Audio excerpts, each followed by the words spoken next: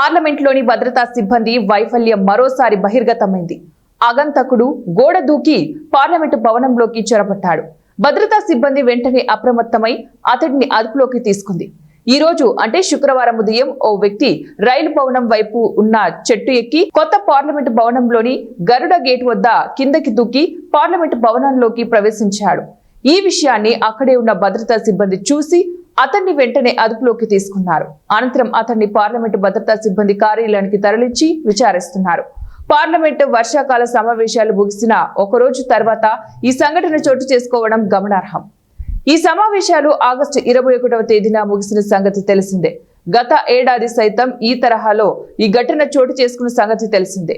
20 ఏళ్ల వయసున్న వ్యక్తి పార్లమెంటు గోడ దూకి అనెక్స్ భవనం ఆవరణంలోకి ప్రవేశించాడు. షార్ట్ టీషర్ట్ ధరించిన ఆ యువకుడిని సిఐఎస్ఎఫ్ సిబ్బంది పట్టుకున్న వీడియో సోషల్ మీడియాలో వైరల్ అయిన సంగతి తెలిసిందే. అతడు ఉత్తరప్రదేశ్ కు చెందిన మనీష్ గా గుర్తించారు. అతడి వద్ద ఎటువంటి ఆయుధాలు లభ్యం కాలేదు. అయితే అతడి మానసిక పరిస్థితి సరిగ్గా లేదని పోలీసులు చెబుతున్నారు.